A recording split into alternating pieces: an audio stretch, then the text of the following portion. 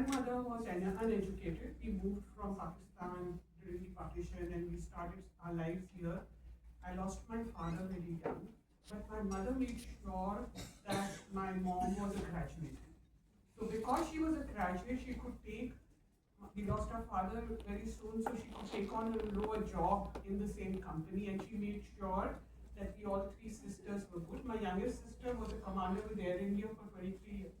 So, and she had a little bit of a health issue. But what I'm trying to just say is that a woman can do a rippling effect for each one.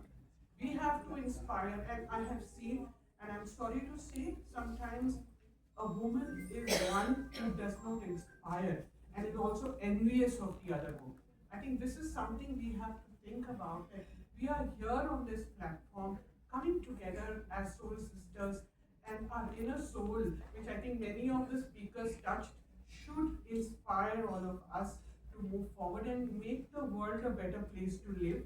And I think being now in the academic field, so I'm teaching for the past 11 years, I teach materials and services to housekeepers because they should know how to maintain stuff, what to use, eco-friendly chemicals to use, not the volatile organic compound which oozes out of materials should be very low when you're specifying. So all that, so I always tell them, life is a journey where you are climbing a cliff, but it has no peak. So never stop walking, never stop doing things that help you and people around you. Because you are the differentiator.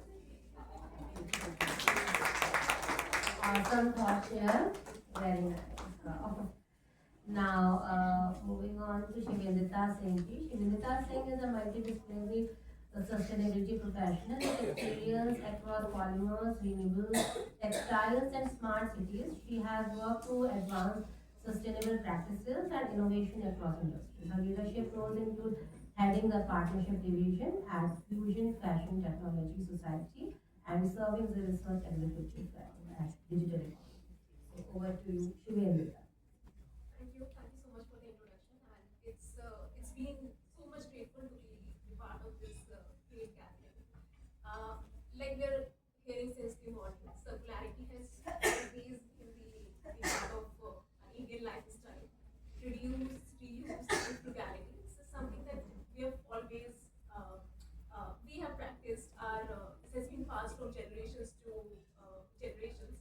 With the idea of respect for the resources and keeping the material in the loop, in the value chain for the longer.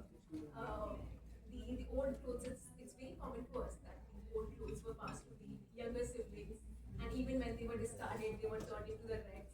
So we have always, in our culture, we always had this respect for the resources and have been taught to live in the harmony with nature. So the concept of the circular economy has come a lot after, but we Indians have deeply embodied these values since forever, and in that sense, we have got this strong foundation of the behavior which could be very sustaining in creating systems outside. Apart from our individual behaviors, there are also this network of the recyclers or the informal markets where the sorting, scrapping, shredding, all these processes are happening. This is also something which has been long present in the Indian market, and women have played a significant role in this ecosystem. There is certainly the difference in the visibility, where the women in the part of the value chains where women are visible and where men have been visible. And I think this is where the idea of justice or the visibility or movement in the value chain comes in. Women have mostly been associated in the lower end production processes, whereas the men have been the decision makers. They are into the policy modes, into the infrastructure. So there lies the part where there is a need for recognizing the contributions of the women and part of the men. Moving on to the concept of regeneration, while circularity limits itself to keeping the materials in the loop for longer and reducing the waste,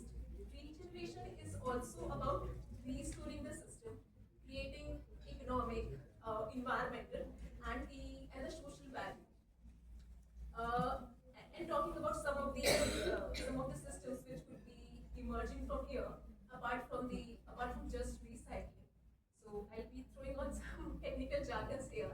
So industrial symbiosis is one of the concepts where the waste of the one industry is used as the input in another industry. And in some of the industrial clusters around the world and even in India, this is getting practiced. SIPCOT is one of the cluster in the Tamil Nadu where there used to be around 150 tanneries, and the waste from those tanneries were passed to the wastewater recycling plant, and which resulted in the reduction in the chromium usage by around 40%. The solid waste of the from this plant was also redirected into the biogas power plants, and which was aligned with the power generation from there. Uh, Power generation from there resulted in less cost of efficient electricity being supplied to the industries and the other residential places. And we see that even the finance improved, there were cost savings. So this is an interconnected network where we are not seeing the industry in the silos, but how these different systems are integrated together, are interconnected together, and we are taking out the benefits uh, from these different systems in terms of keeping the materials, energy, water, everything in the circulation and using it to the optimum use possible. And when coming to the idea of the regeneration and going into deeper into, are the communities really involved? Are the women really being included in this system? This is the need that the industrial design need to be more gender sensitive. Or looking up from the bottom up approach where the waste management is happening. Ma'am was talking about the city of Dharamshala, where the waste management, the waste treatment practices are happening. So enabling these women to come up with the different sectors of work, uh, providing them the livelihood in the sense what's emerging with the uses of this waste.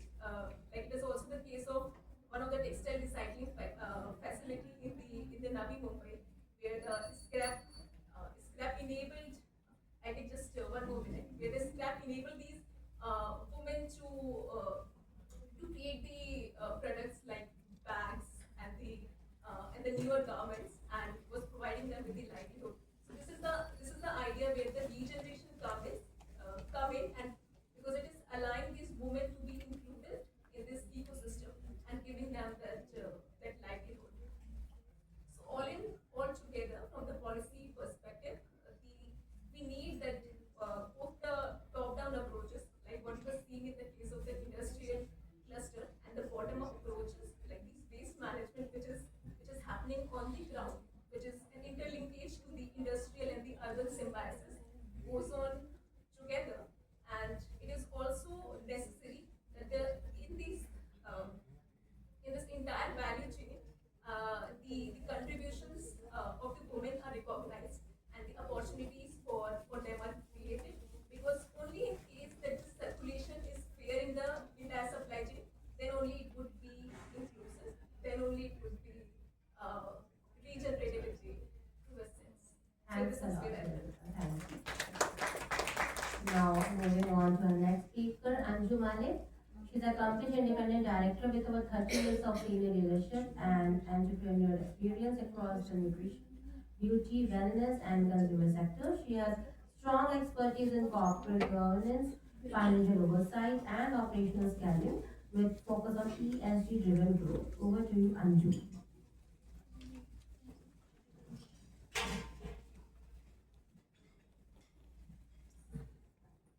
Thank you. Thank you very much.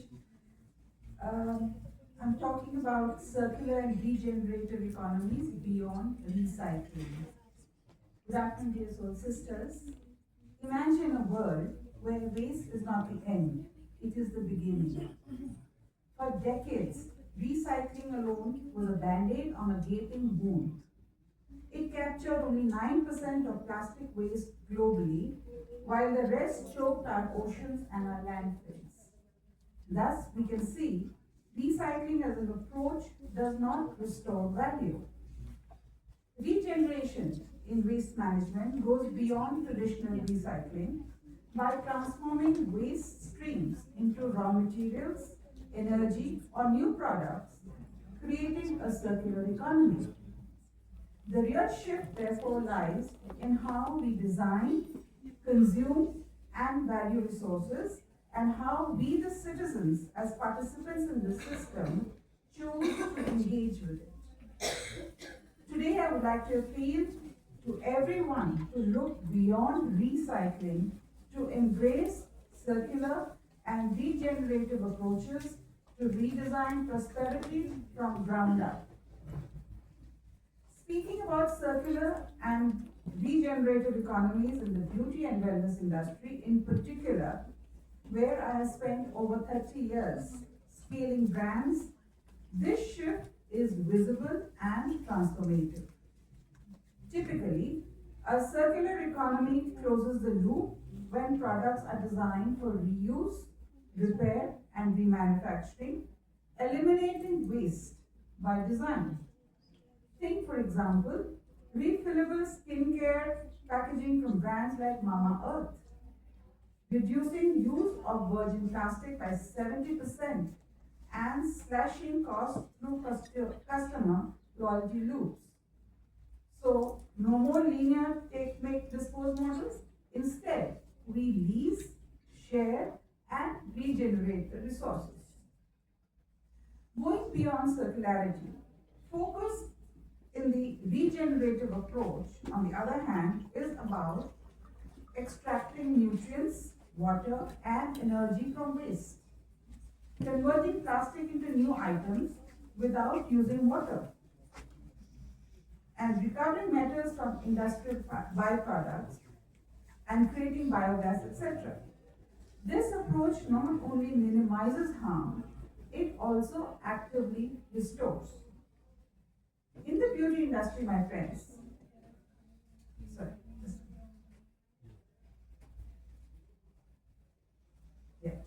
So in the beauty industry, my friends, regeneration does not begin in the lab, it begins at the source.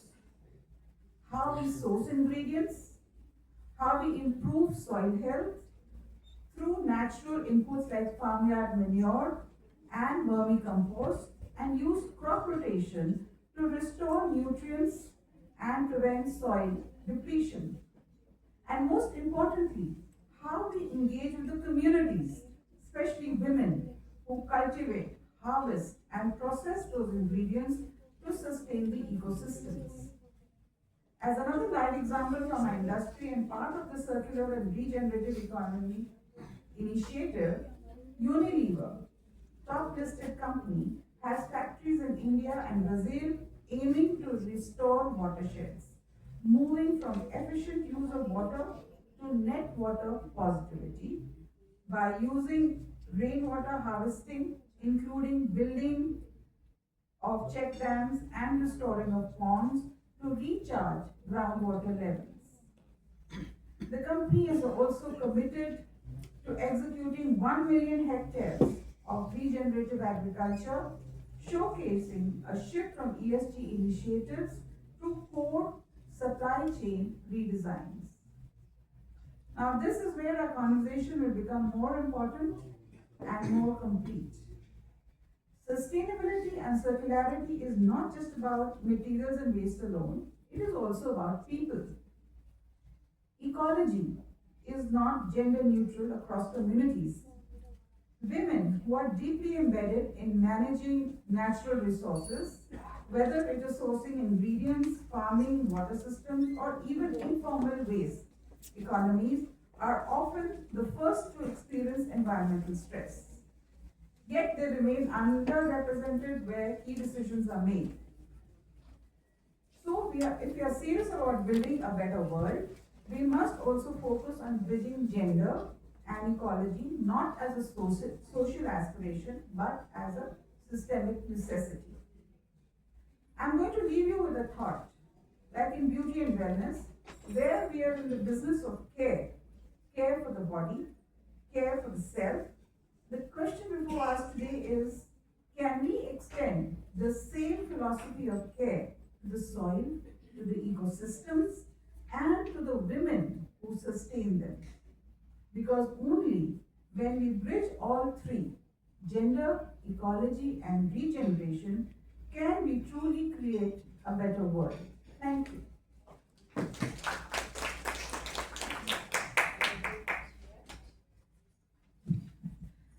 Yeah, amazing information shared by you.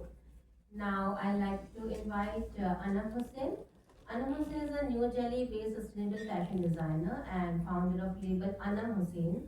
She's a Gen winner of 2025 at Lakme Fashion Week, FDCI, and has been recognized as Sustainable Designer Label of the Year 2025 by Sustainable NXT.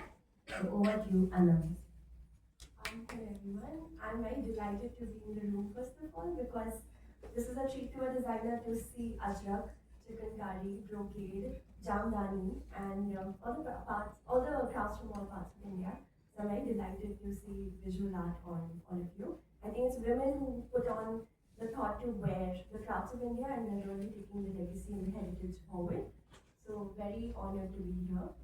To talk about this topic, about the difference between circular economy and regenerative models of creating, manufacturing, I had prepared a speech and I want to rather share my experience so far building this business. I'm 28 years old and the brand has been in business for the last 4 years. It started with the thought when I was in college in 2017. I had gone to Lucknow, which was my hometown, to visit the crafts of Zardozi, which is a hand embroidery done with metal dabka. I was very happy because I had my batchmates travel to my hometown. So for the first 5 days of the 10 days, I just showed them the architecture, the beautiful art and culture of Lucknow. I fed them good food and took them home and made them meet my family. But for the last 5 days, we struggled to find real Zardozi. We went not only to every craft cluster in Lucknow, but we went to Deva, Khevri, Barabanki, you name it. We went to every district, town, little zilla around Lucknow to find Zardozi, and we failed. We failed because Zardozi was now being knocked off as a plastic RE work. So now they use nulli and plastic sequins instead of the real Zardozi dabka, which was earlier made of gold, but now it is now replicated with plastic. And I was very taken aback because if the craft was being knocked off by its own artisans, who takes on the legacy forward? We have nobody who's trained. And I spoke to the families. The artisans told me that the families were now shifting to cities to find daily wage work, such as they were becoming delivery people for Zeptos and Swiggies.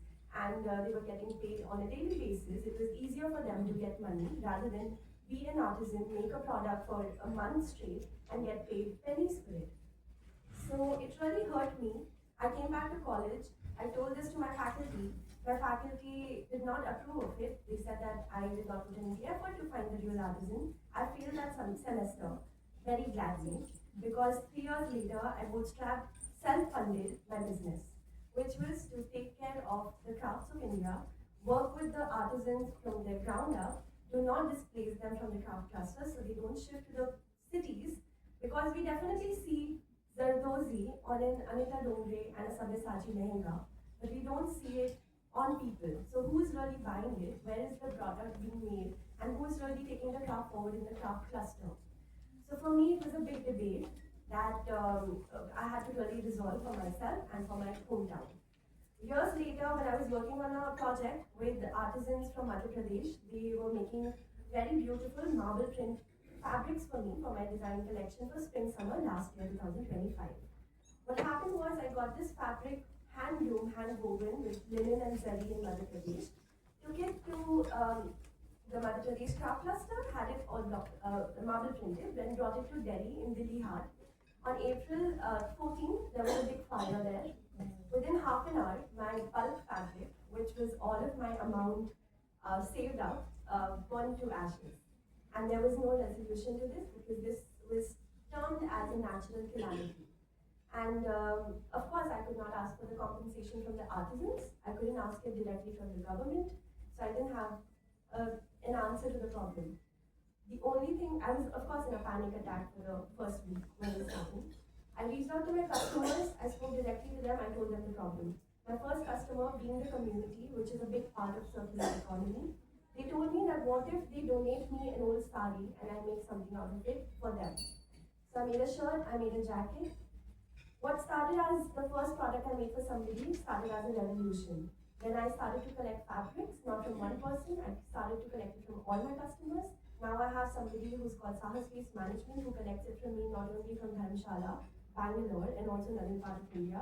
They send it to me, all sorted, washed, and taken care of earlier, like the basic system is set, and I only design it and resell it, bring it back to the ecosystem.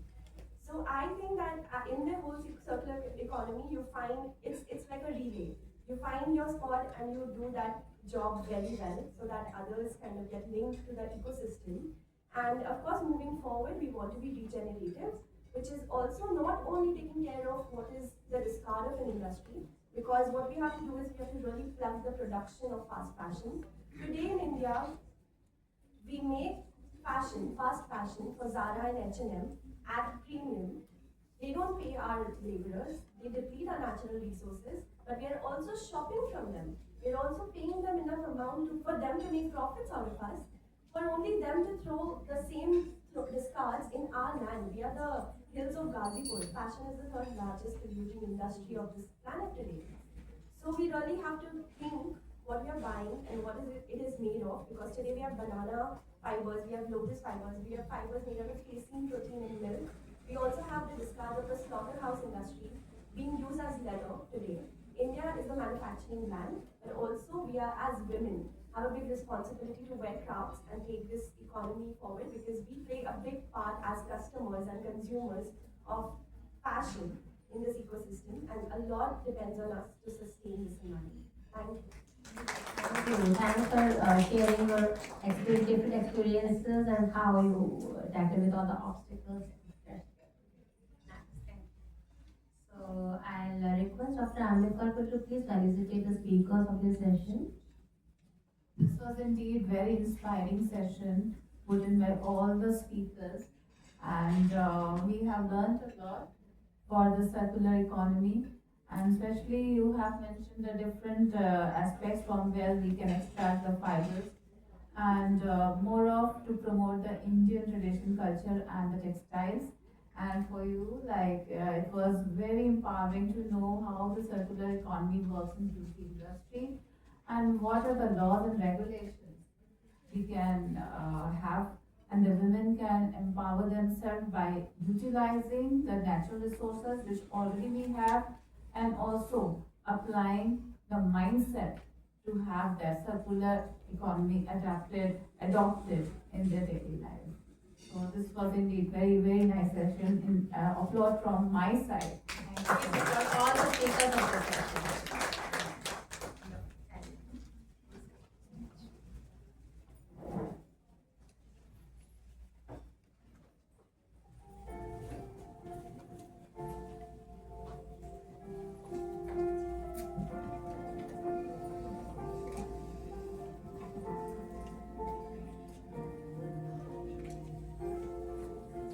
Shruti Aradhana, please come.